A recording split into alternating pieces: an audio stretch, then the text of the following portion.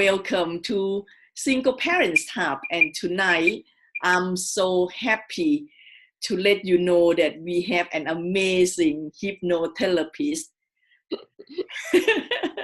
Especially a children one, not only a grown-up one. I'm not impressed for the grown-up one, but children hypnotherapist from Harley Street. Elaine Hodgins come and share with us the knowledge how can we cope, also helping our children to cope with their emotional change when they turn to be the teenager. As we know that children don't come with a manual, and even you've been given the manual, it probably too out of date anyway. It won't work for the children nowadays. So please, Elaine, can you enlighten us how can we help them to cope and also to cope ourselves as well? Because sometimes I have two young boys and they're only 8 and 10, and I never remember that when I was 8 or 10, I behaved this way. Maybe my mom said differently, but obviously in my memory, I never remember that. And also, especially as a single mom, right? Because we pour our heart out and we do everything for our children. I'm sure every parent feel the same anyway. When they play up, when they're talking back, when they not behave, I just cannot help myself, feel sorry for myself. And I'm like, oh my God, after all I have done for you, this is how you pay me back. And it's nothing, I know there is nothing to do with me. I shouldn't think that way, but I just can't help myself. So what can we do? Well, the thing is, Tarani, that dealing with emotional change in teenagers, I mean, it's not easy for the teenager and it's not easy for the parents either. No. Especially the poor mother, because the mum does tend to get the brunt of it, doesn't she? Yes. And adolescence can be sort of described as an emotional roller coaster, really, because one day the child is nice and happy and polite and thing, and then the next day, or even the next 5 minutes, he can be aggressive and moody and sulky. And the poor mother doesn't know what's going on. The child doesn't really know what's going on, because obviously what's happening is the body's changing because of all the hormones. Yes. You know, so at about the age of, I don't know, 10, 11, because it is puberty is getting earlier now, isn't it? You know, it's as we said, you know, probably when I was a child, it was 13, 14 when you got into puberty. Yes. But I don't wish I was 18. I'm quite young, but now it's like you said, 10, 11. That's right, really young. Yeah, it's just that, you know, the world is changing, obviously. And I mean, there's that increase in the hormone production that starts at whatever age. Obviously, every child is unique. So with one child, it could be 9 years old. Another child, it could be 15. You know, you don't really know. So we have to sort of be prepared when it actually happens, you know. And so a girl to prepare them. Yeah. Well, girls usually hit puberty at around 10 or 11 these days. That seems to be the sort of the general sort of age. But of course, the girls start getting weight gain because of the hormones. It's a bit like me at the other end in the menopause. You get weight gain as well. We can't win. We have it at the beginning and we have it at the end. And of course, you know, they're starting their periods and they're getting a load of spots on their face and acne and all that sort of thing. So you can imagine this child of 10 or 11, she's still quite a baby really, but she's growing up, she's turning into that woman, and all of a sudden it's hit her, and so she doesn't know how to behave. So it's really hard for her. So we have to see it as mums, we have to see it sort of from that point of view, rather than think, oh, she's just moody, she's just aggressive, she's just naughty, whatever. She's not. She's probably really struggling. So we have to be as patient as we can. Yes. And perhaps the thing, you know, knowledge is always good, isn't it? So I always think if the child is told what's going on with her body or his body, because can't miss the boys out as well, obviously. Yes. You know, they both have, you know, the similar things. They're both becoming sexual. Well, they will be, you know, sexual side of it will be coming in. They both probably have spots. They're both probably put on weight. So, you know, if you sort of think to yourself, all this is happening to my child, what can I do to help them? So if I always, as I said, knowledge is so good, because if you sit and talk to them, and I know it's embarrassing to sit and talk to your child about sexual I think the stuff. school now are quite good. My 10 years old, the school have a talk with them last year, and they do separately, boy and girl, about their physical, the body change. Bodies, Yes, but it's not about their emotional. They just talk about you're going to more hair, you're going to get more smelly. That's but, right. But they're not talking about how are they going to cope with, you know, their emotion yo-yo. That's right. Well, the emotional thing is going to be, as you say, like a yo-yo. It's going to be up and down. And one day they could be fine. Another day they're going to be aggressive. They're going to be grumpy. They're going to be tired. And I think that the best thing to do is to, first of all, concentrate on their overall health. You know, make sure they're eating properly. Make sure they're sleeping properly. Make sure they're doing everything possible to be as healthy as possible, so that their body's healthy. Then if the body's, because there is obviously a very big body-mind connection, isn't there? So if the body's healthy, we can then perhaps work on the mind. And I think the best way any parent can work on their child's, you know, work on this sort of, I call it a problem, but it's not. It sort of happens to everybody. But just a transition period. That's right. It's just this transition, and I think you just have to see it as that transition, and be prepared and say, this is going to happen. You know, we can't stop it, and there's not an awful lot we can do about it. We just have to understand. When that happens, can we just, I don't know, be patient and chill out and ignore them and walk away and let until they calm down, or how are we doing? Yeah, I think the only thing you can do is listen to them and let them ask you questions. You know, make them aware that you will answer any questions that they have. You answer their questions. You know, make sure they know everything that's going to happen about their body, even if they've had sexual education at school. I think it's important that the parent sits down and talks to the child and explains exactly what goes on, and explain that it will affect their emotions. Wow, that's a bit challenging, like what you said. At the moment, they're like, oh, when they're seeing people kissing, they're like, oh, that's yucky. You know? But then again, my children are quite young. They're only 8 and 10. But I'm sure that if someone having a children 18, 16, 14, they are much more knowledgeable about the sexual. Yeah, that's right.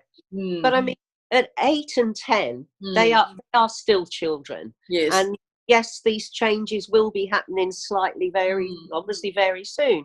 Yes. So you've got to be prepared for it. Oh gosh, I think they're already happening. Yeah, it probably is. And I mean, it's scary for the child, and it's confusing for the child, obviously. And what I find it also, I lost my thought. Sometimes when you know, especially the 10 years old, when getting quite grumpy and aggressive. Yeah. And some people tell me, obviously we always seeking advice. And some people said, you need to nip it on the butt. You need to set authority. You need to tell them who the parent is. You know, don't let them talking to you that way. Is this the right way? Because as you explained, and I totally agree with you, they didn't do it intentionally. And a lot of time when I let him, you know, let off his steam after he finished, I said, I don't like the way you're talking to me. You know, when you're shouting back at me, you know, mommy's sad. I feel so bad that you're talking this to me. And he said, I'm sorry, mommy, I didn't mean it. I don't know. I just feel angry. Yeah. I just don't know how to control myself. I just feel very grumpy. So for me, maybe that's not the right way. Maybe if they doing it intentionally, obviously, we have to set authority. Yeah, sure. Just bouncing out from their own hormone, which they don't even know how to handle that. Maybe that's not the case, yeah? Well, I think, you know, you as a mum and, well, me and everybody else, we sort of know when it's them being really naughty as opposed to being emotional and aggressive in that sort of way. Do you know what I mean? I know it's hard to distinguish between the two. I think I know, like what you say, sometimes they be naughty and they cocky and then they're testing you. Well, that's different, isn't it? They're testing you. Just not because they are tired or they...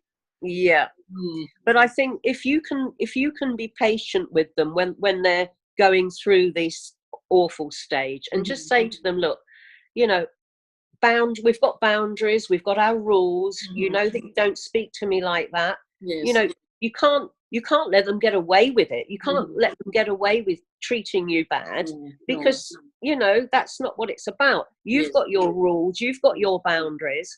And you should sit there and say to them, well, you know, I know perhaps you're not feeling too good at the moment, but, you know, we still have rules in the house. You know how to behave. Because they do, obviously. I know you've brought them up, you know, very well.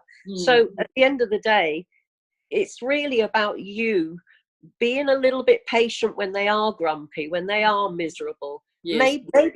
Maybe just not getting cross with them and snappy. Don't get snappy back with them because that's just going to start an argument, isn't it? Maybe just walk away. I think that's probably the best thing to do. Like I said, when you know, start arguing with them, you kind of go to their level, and there's no authority there. They just see you as the enemy. So they just try to win you, which is, no, I'm not in that game to negotiate and, you know, play with you. That's, you know. And also, I think it's not when we try to get them to behave properly, not just because they shouldn't disrespect us. I think it's more of the long term, isn't it? If they don't even respect their own parents, then there's no hope, right? When they go to the stranger, there's no boundary. So they're going to carry on, have a bad behavior and disrespectful toward other people. That's right. But I think, you know, the thing is, what happens with when they get a little bit older, I don't mean now at 8 and 10, but when they're sort of 12, 13, they do seem to have problems with friendships as well, relationships. And I think that's, you know, that's obviously again down to a lot of hormones and, you know, especially girls, I think, because their bodies are very important to them, you know, their looks and everything, not so much with boys at that age, maybe a little bit later, but with girls of 12, 13, 14, they're very aware of their bodies, they're very aware of their looks. And if they start putting on weight and they're getting spots, they're going to find that very, very scary, aren't they? You know, what's happening to my body? Am I ill? I mean, I've heard people say that the child has thought they were ill. They're asking mummy for help, you know.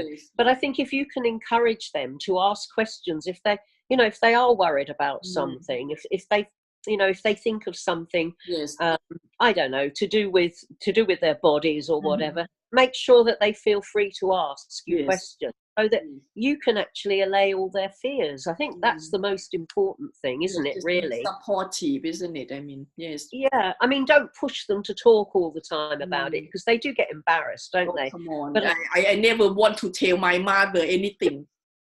I remember she said, "Oh, what happened to you?" Come on, who's telling our mother? No way, you know. Yeah. And I think the other thing is that they do go through this thing with relationships and friendships at school. And I think if you think about it, if you've got imagine being a teacher of a class of 13 and 14-year-olds. And they've all got this happening to them.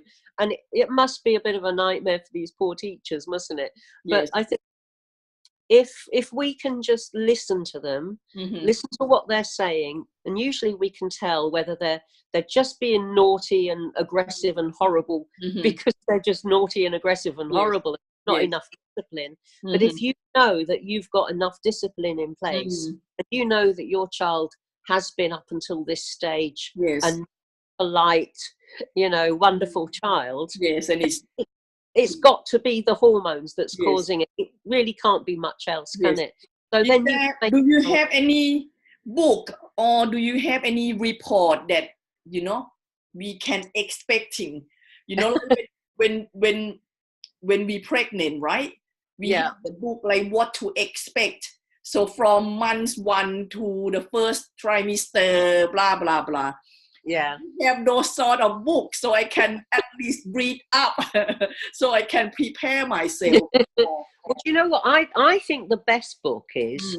I think we talked about this before. That the book that says, what's it called?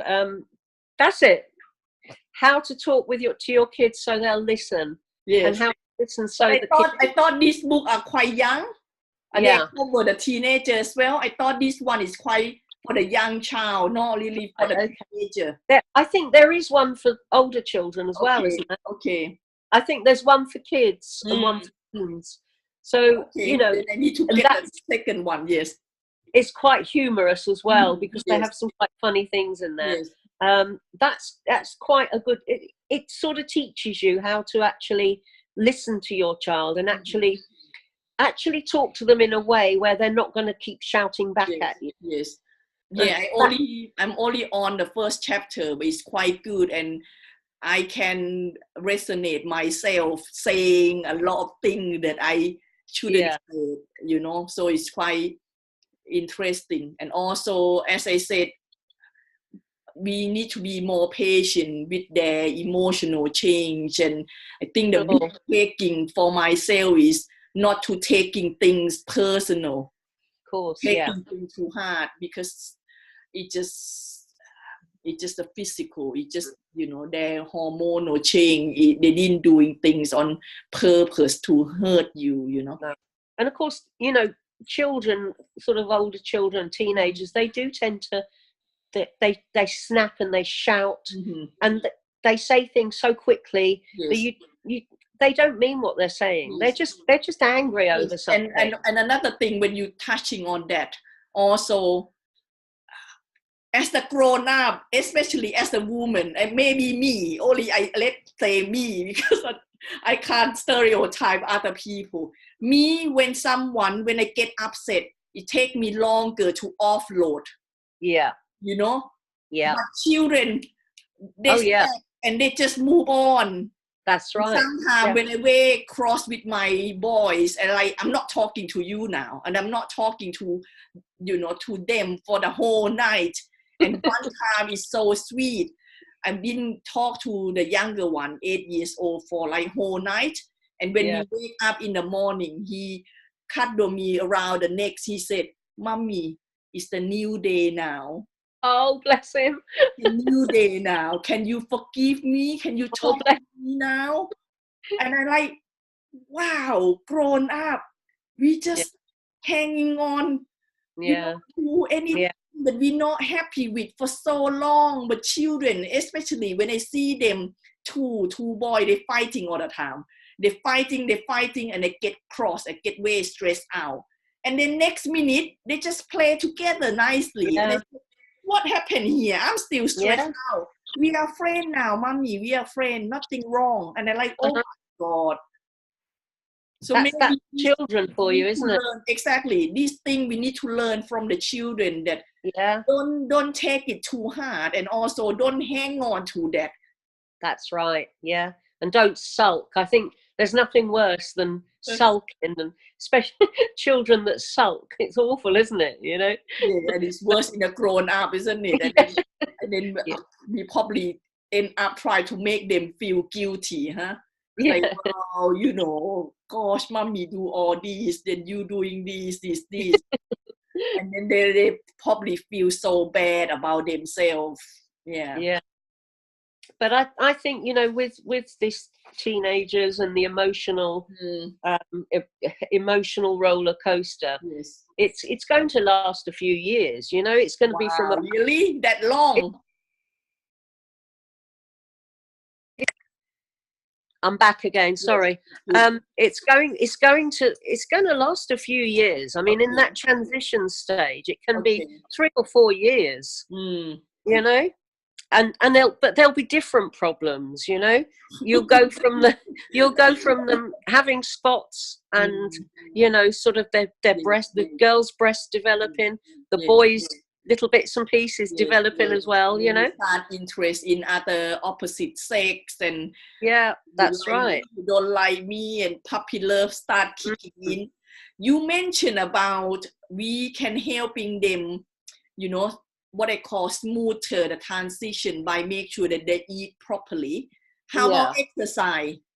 Because for me, I always thinking, boy, you need to wear them out. You need to get more physical. We're back to this sort of thing about this digital world at the moment, because it's crazy, isn't it? Finger exercise at the moment, and they don't get any real exercise apart from what they get at school, probably. So you know, go for walks or go out on the bike, go swimming. You know, I mean, I'm really old now, but when I was, you know, we're going back, you know, 50 years or 55 years when I was a child. And, you know, at the end of the day, I was never in the house. I was always out playing in the street.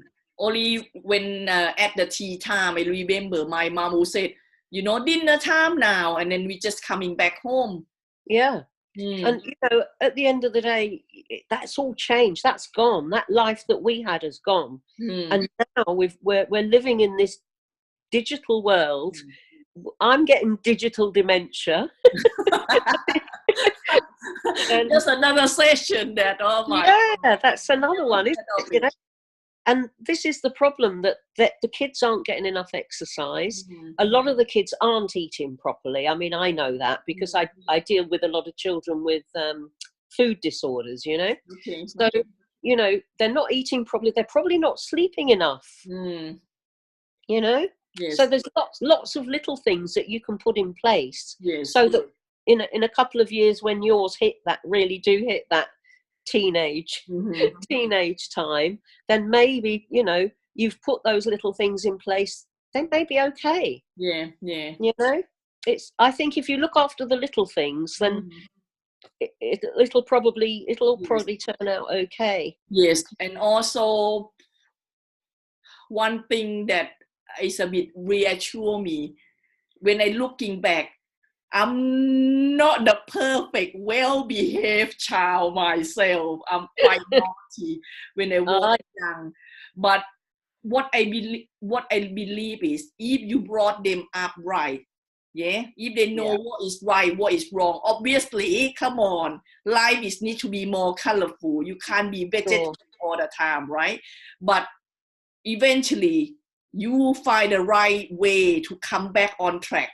Because of the way your parents brought you up. That's what right. I believe. Me, I did the same thing. So I think that's the basis of it, isn't it? You know, if the child is brought up nicely, it's well behaved, they've had boundaries, they've had rules, and they've got through all that, and then they get to teenage years. And then they go through the puberty. They try, they experiment things. There's nothing wrong with that, you know. And then I think that's the sort of the dangerous time, isn't it? Is when they could be getting into the wrong peer group, get friends, you know. So obviously you have to keep an eye on that as well. So if they're getting into the wrong peer group, the wrong friends, you want to try and, I know, and you can't force them. You've just got to steer them. Okay. Good that you touch on that. Because especially when they go to the secondary school, then you don't see what happened to them anymore. You don't walk them to the school. You don't know what kind of friend do they have. Right.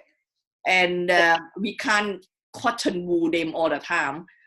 How are we prepare on that?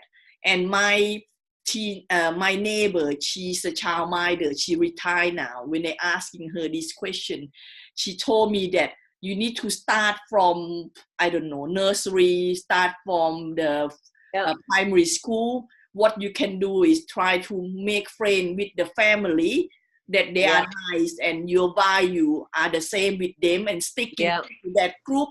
So hopefully, even though they might not join the same secondary school, but on your day off, you still have them play date together and then keep up that relationship. That's a good idea. Yeah, that's what she told me. Doesn't matter whatever they spend, you know, hours at the school, but when they off the school, they still play with their childhood friends.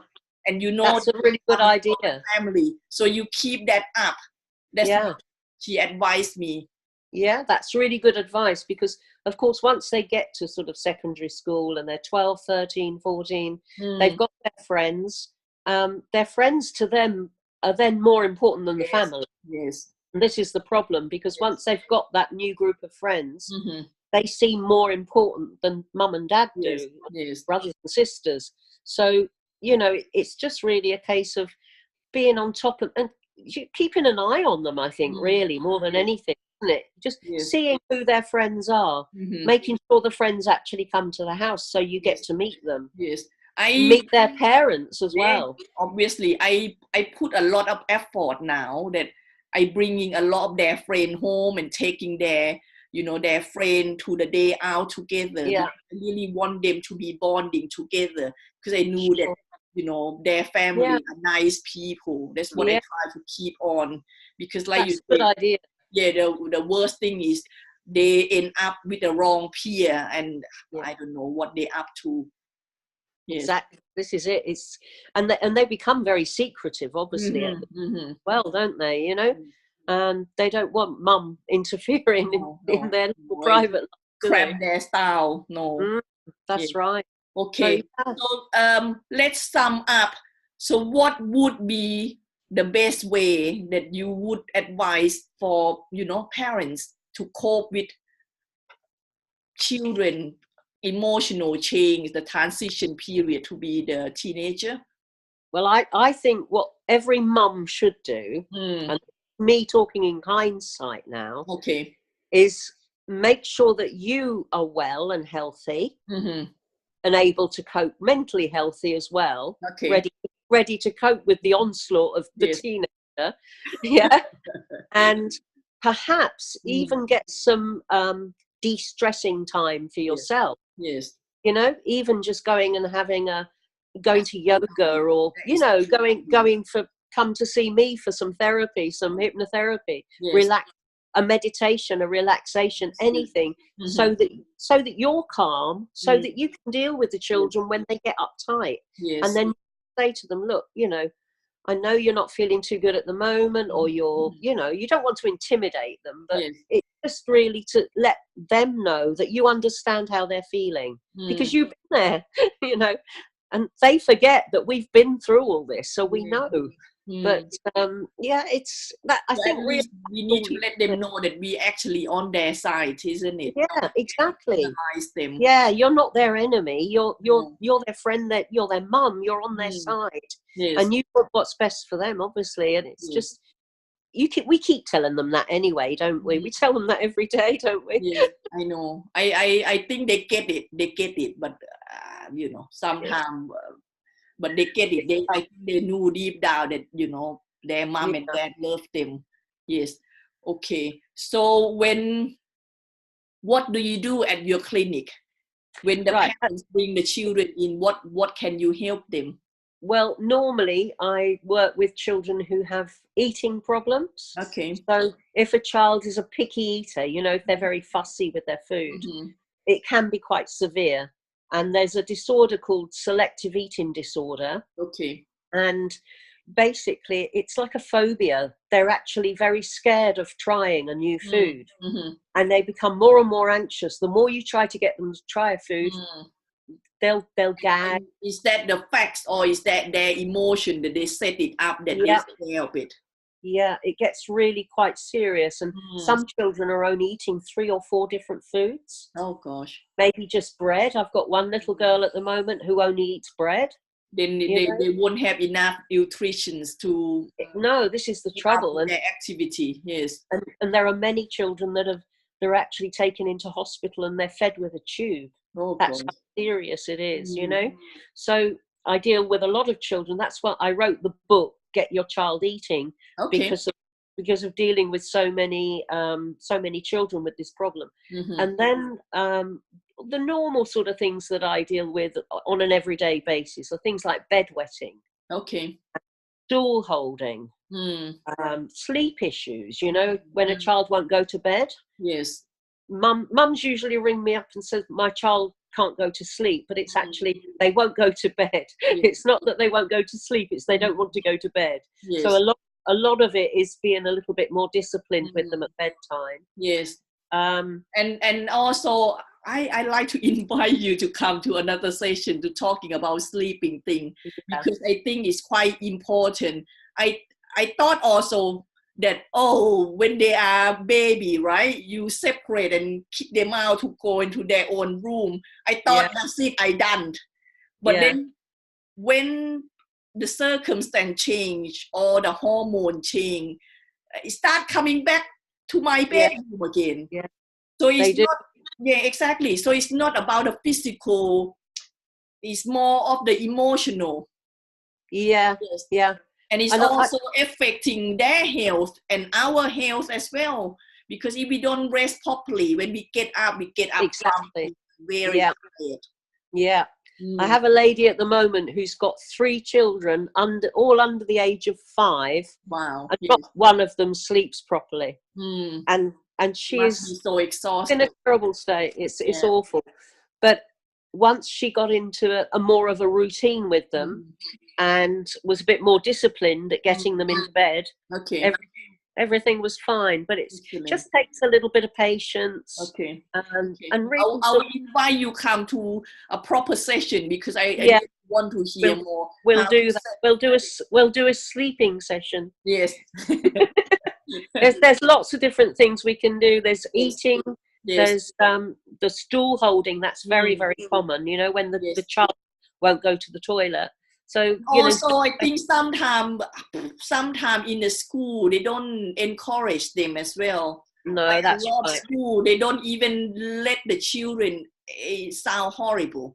Don't even let the children go to the toilet. Even number 1, number 2, because they just don't want children keep in and out of the classroom, and they end up holding it. I know, it's terrible, isn't it? Yes. But there are just so many problems. I mean, OCD I deal with a lot. Yes. Anger's a big one at the moment.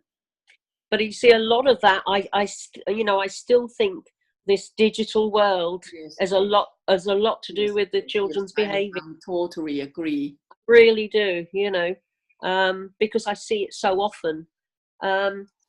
Lots of other things. With the teenagers, I see a lot of teenagers with studying problems, motivation to study, focus, how to get organised with their revision and get their mindset, their sort of mind in the right mindset to do homework and to study and that sort of thing. And at the moment, growth mindset is a very big thing. It's just a lot of the schools are trying to concentrate on it as well. You know, when children actually they say to you something like, I can't do that, I'll never be able to do that, I'm a failure, you know. Well, what I try to do is I try to teach them that a failure isn't the worst thing in the world. No. Basically, a failure is a stepping stone to the success. Exactly. We all have to fail at something. We've all failed at something. Yes. Me more than most. Well, and, you know, we try and error, isn't it? Like you say, it's just another way of not working, and then we tweak it and we try to find a way. That's all. So I just teach them to bounce back from, to be more resilient, I think. You know, resilience is a good thing to have, you know, because if you keep saying to yourself, you know, you've got no self-belief and you've got you're going to fail and all this. And at the end of the day, all we want for our children is for them to grow up and be happy individuals. Yes. Hopefully be successful in their career. I think you need another session also for the parents, the language that we use to our children. Yeah. You know, we could have about 200 different sessions. We'll see you in 2050. I know. I'll still be sitting. It's all good because all these we don't know. Like I mentioned before, children don't come with manual. No, and they are digital manual now. All Bible like before, they are on digital, you know, on the cloud-based manual now. It's just crazy. But thank you very much, Elaine, and thank you, Terry. It's been lovely. Thank you very much. And what we do is when we upload the video, if you could on the comments just give us the link on your book. I'm sure I'm very interested to copy and see that. So I remember brilliant. They would love to have your book the same. Yeah, I'm sending you one anyway. I'm waiting for another load to come in. Excellent. I have to order them myself. I still have to buy them myself. Why not? Anyway, I'll see you soon. Thank you very much. Take care. Bye, everyone. Bye. Bye.